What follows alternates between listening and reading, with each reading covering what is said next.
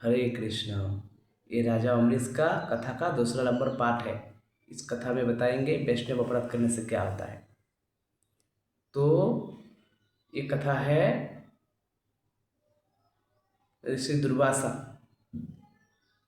जो ऋषियों में सर्वश्रेष्ठ ऋषि है। उनकी वो जहाँ भी खड़ा हो जाए महाराज, 33 कोटि देवी देवता में भी कोई ऐसा नहीं है जो उनसे भयभीत ना हो। भाई पता नहीं कौन सा गलती हुआ और शराब मिल जाए, शराब दे दे। और हमेशा सर झुका के हाथ जोड़ के खड़ा रहते थे। यहाँ तक कि उन्होंने शिव जी को श्राप दिए, उसने समस्त देवी देवताओं को श्राप दिए। तीनों देवों में भी कोई ऐसा नहीं है, ब्रह्मा हो चाहे विष्णु हो चाहे शिव, कि उनके देख के प्रणाम ना करे। इतना महान ऋषि। और उनको इसी बात का अहंकार था कि भैया सारा संसार मेरे बल भजन बल से। बल भी किस चीज़ का था? भगवान का भजन करने का बल, और कुछ नहीं।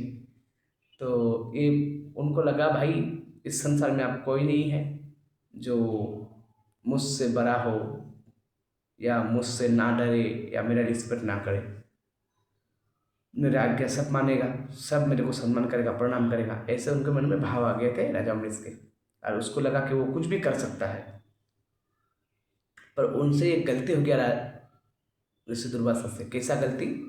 ऐसा गलती हुआ महाराज, दिन में चांद तारा दिखा दिए। वैष्णव अपराध। बार बार शास्त्र कहता है भला ही तुम भगवान का भजन साधन ना करो, लेकिन वैष्णव अपराध कभी नहीं करना, क्योंकि सारे पाप करने से मैं मुक्त करा सकता हूँ। एकमात्र यही पाप ऐसा है जिससे मैं कभी क्षमा नहीं कर सकता, वैष्णव अपराध। तो राजा अम्बरीश ने क्या किया महाराज, एकादशी करना अच्छी बात है, एकादशी सब करते हैं, पर एकादशी करने में भी एक श्रद्धा होते हैं, एक भाव होते हैं। राजा अम्बरीश बड़ा श्रद्धा से भगवान का एकादशी व्रत करते थे।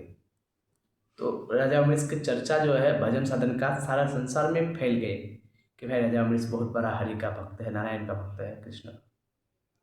तो ऋषि दुर्वासा उनसे मिलने के लिए, वो जब भी ऋषि दुर्वासा चलते थे 10,000 600 चलता था उसका। जैसे वो सैनिक का कैप्टन हो और उसका सैनिक चल रहा है पीछे पीछे, आर्मी का कैप्टन होता है ना, वैसे करके चलते थे हमेशा। तो घूमते घूमते आए राजा अम्बरीश के राज्य में। वो भी जिस दिन आए थे वो दिन द्वादशी का था, एकादशी के बाद का दिन द्वादशी होता है। और नियम क्या है, एकादशी को व्रत को पालन करने का एक टाइम दिया जाता है, 8 बजे 9 बजे जो भी टाइम होते हैं, उससे पहले व्रत को खुलना ही होता है, तभी व्रत को पूरा होता है।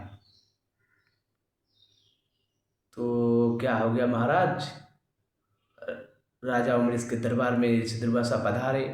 वो महाराज राजा अम्बरीश तो बड़ा संत थे, सबको फूलों का माला पहनाया, हार पहनाए, सबका चरण धुलाए, सबसे मिन्नतें करने लगे। राजा अम्बरीश कि आप, मेरा बड़ा भाग्य है हे ऋषि दुर्वासा, आप जैसा महान संत मेरे कुटिया में पधारे हैं, दर्शन दिए हैं, कृपा करके महल के अंदर आइए। तो राजा अम्बरीश सभी 10,000 सिक्सों लेके राजा अम्बरीश की उसमें महल में पधारा। ऋषि दुर्वासा और उनका 600 10,000 600। फिर कारण पूछा तो बोला कुछ नहीं राजा अम्बरीश, मैं, तेरा बहुत नाम चल रहा है, तू बहुत अच्छा सुंदर भजन कर रहा है भगवान का, और इसलिए मैं तुमसे मिलने आ गया, इधर से जा रहा था तो मिलने आ गया। और आज का प्रसाद, भजन प्रसाद ही इधर ही पाएंगे। राजा अम्बरीश बोला मेरा अहोभाग्य कि आप जैसे संतों का थोड़ा सा भजन सब व्यवस्था कर पाऊँ। तो आप कृपा करके, आज द्वादशी का टाइम है, कुछ ही मिनट में आपका प्रसाद लग जाएगा, आप लोग विश्राम करें रूम पे जाके। तो ऋषि दुर्वासा ने बोला नहीं नहीं, हम लोग अभी तक थोड़ा सा गंगा नहा के आते हैं सब लोग, मैं यार मेरे 600 लोग, तब तक तुम लोग तैयारी करो, हम लोग आ जाएंगे। तो ऐसा बोल के ऋषि दुर्वासा चले गए गंगा नहाने। और इधर राजा अम्बरीश ने पूरा फुल तैयारी, छप्पन भोग, दरी बरी लगा के, पेड़ पेड़ लगा के सब रेडी। लेकिन क्या है, प्रॉब्लम क्या हो गया, द्वादशी एकादशी को बाद जो द्वादशी आता है उसको व्रत को पालन करने का समय आ गया। अब देख रहे कुछ मिनट बचा हुआ है, ऋषि दुर्वासा आ ही नहीं रहा है, देर हो गया। आज व्रत तो पालन करना है, नहीं तो फिर व्रत होगा नहीं। और बड़ा श्रद्धा से राजा अम्बरीश कर बचपन से कर रहे हैं। तो आप देखते देखते देखते देखते महाराज कुछ सेकंड बचे हैं, 50 सेकंड, 40 सेकंड, 30 सेकंड गुरुदेव को पूछा, गुरुदेव क्या करूं? राजा अम्बरीश पहले के टाइम में सब गुरु रखते थे, क्यों? क्योंकि गुरु है सूर्य जो आपको रोशनी देता है, सब जानकारी देते हैं। आप क्या कर लोगे? राजा हो तो राजा हो, पर गुरु बिना जीवन अधूरा है, चाहे किसी का भी हो। तो उन्होंने गुरुदेव ने बोला, एक काम करो, भरत भी ना टूटे और राजा अम्बरीश ऋषि दुर्वासा भी क्रोधित ना हो जाए, क्योंकि उनको अच्छा नहीं लगेगा तो प्रसाद पालेगा, तो अब भरत भी पालन करना है। तो एक काम कर, जो भगवान का चरणामृत है, तुलसी पत्ता है, उसको खा ले, भरत टूट जाएगा तेरा, भरत का पालन भी हो जाएगा और ऋषि दुर्वासा भी क्रोध नहीं होगा। महाराज जैसे ही ऋषि अम्बरीश ने, महाराज ने तुलसी पत्ता का रखा जिह्वा में, मुख पे थोड़ा चरणामृत का बूंद गिरा, वैसे ऋषि दुर्वासा के प्रकट हो गया राजा अम्बरीश के सामने और एक बार में क्रोधित हो गए।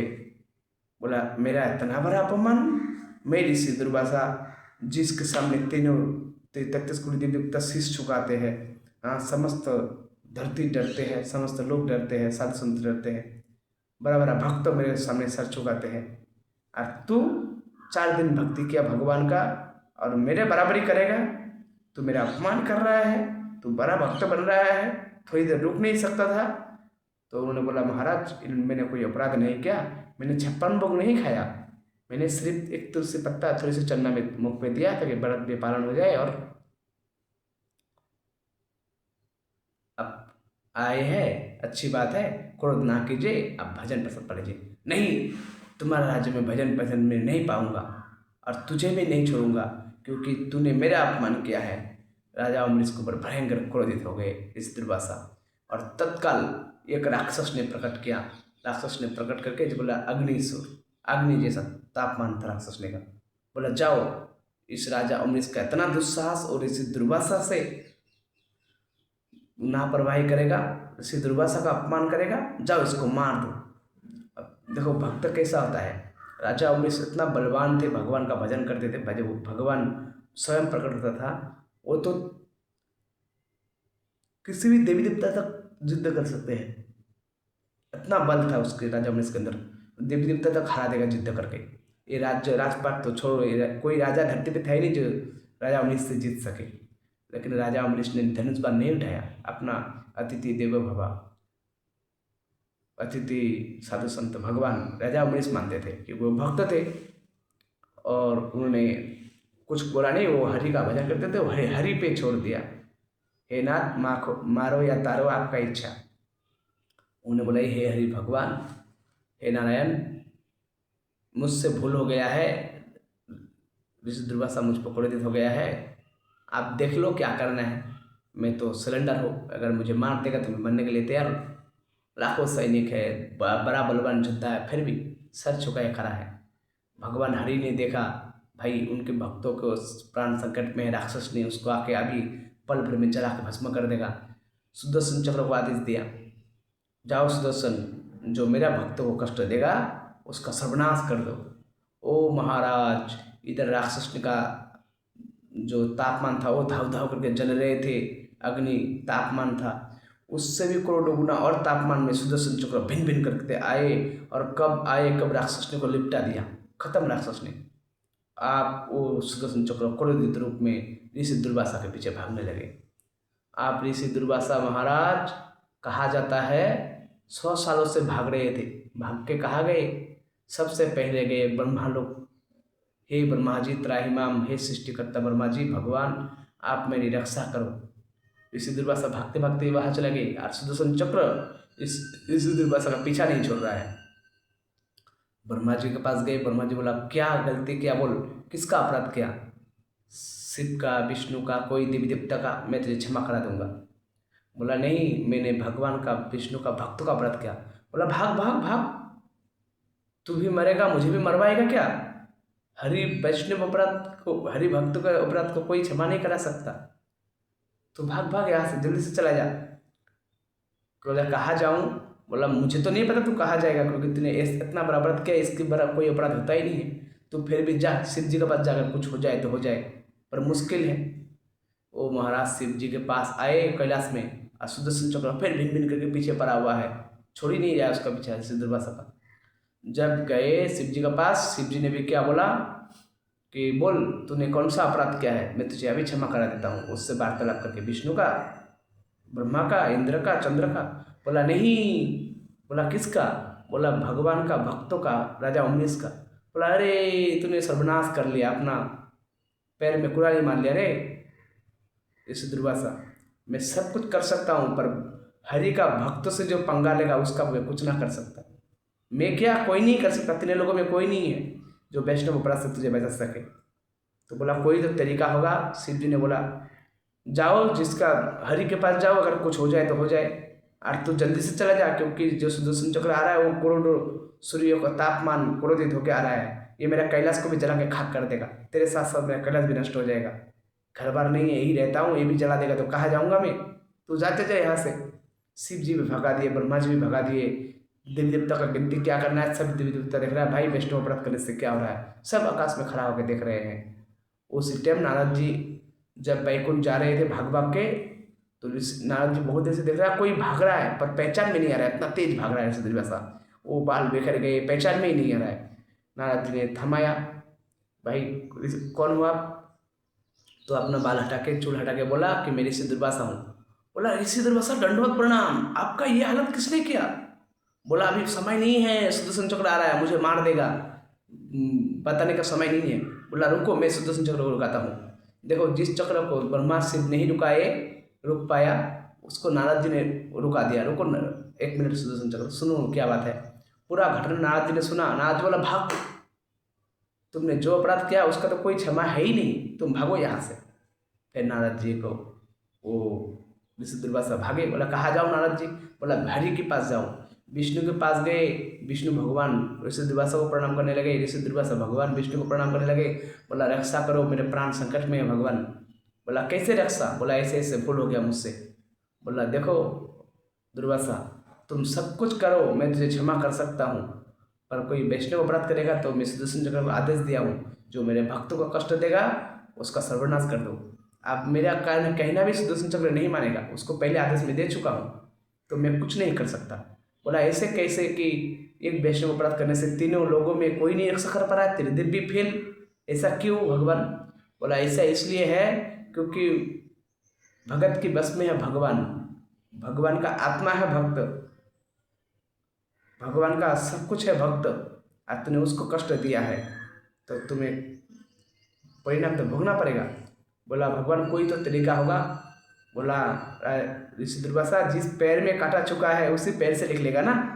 मान लो आपका पैर क्या मोटा वाला अंगूठा में काटा चुक गया है, उसमें से लिख लेगा। आप हाथ से मुख से निकाल सकते हो उसको, हाँ, पीठ से निकाल सकते हो, काटा जहाँ चुका है वही से निकालना पड़ेगा।